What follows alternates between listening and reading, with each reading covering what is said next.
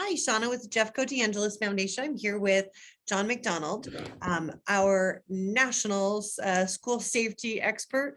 And we want to talk about something here that is a meme that's going around on social media that says we have a whole generation of kids who have been trained in lockdown, lockout drills, secure hold.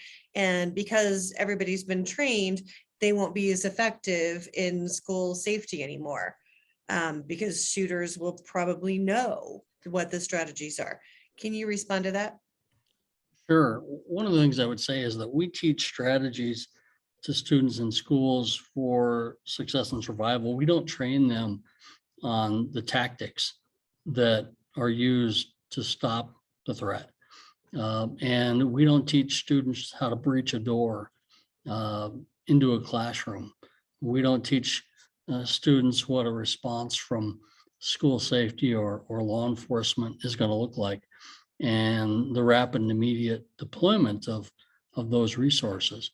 Now, that means it's incumbent upon us as responders to make sure that we are responding with fidelity and that we're doing all of that training that's required. But one of the things that people see, and understandably so, in the aftermath of tragedy that we just saw in the last few weeks, everybody says, well, what we're doing isn't working. Well, what they don't realize is all the threats that have been stopped over the years using the tools and strategies and tactics that have been developed for the past 25 years.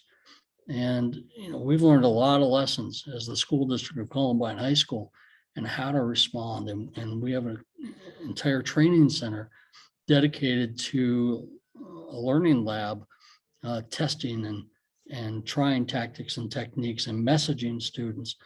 So we can absolutely train people on what to do in that environment, moment in time when the threat's occurring, shots are maybe being fired. And while the shooter may know the terminology, if the school does what they've been trained to do correctly, we've built time barriers. Every locked door is a time barrier. Most have no capacity to get through that properly locked classroom door before they're engaged by law enforcement.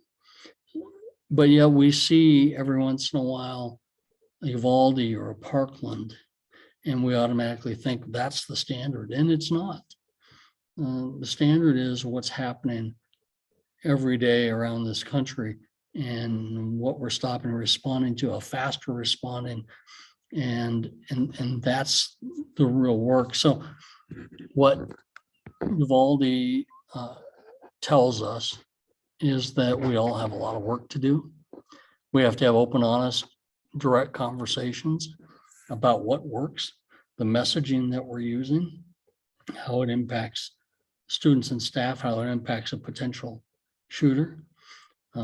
So just because somebody's been through a lockdown drill or an active shooter exercise does not mean they're an expert in knowing how to use tactics to defeat what the lockdown or the active shooter protocol is.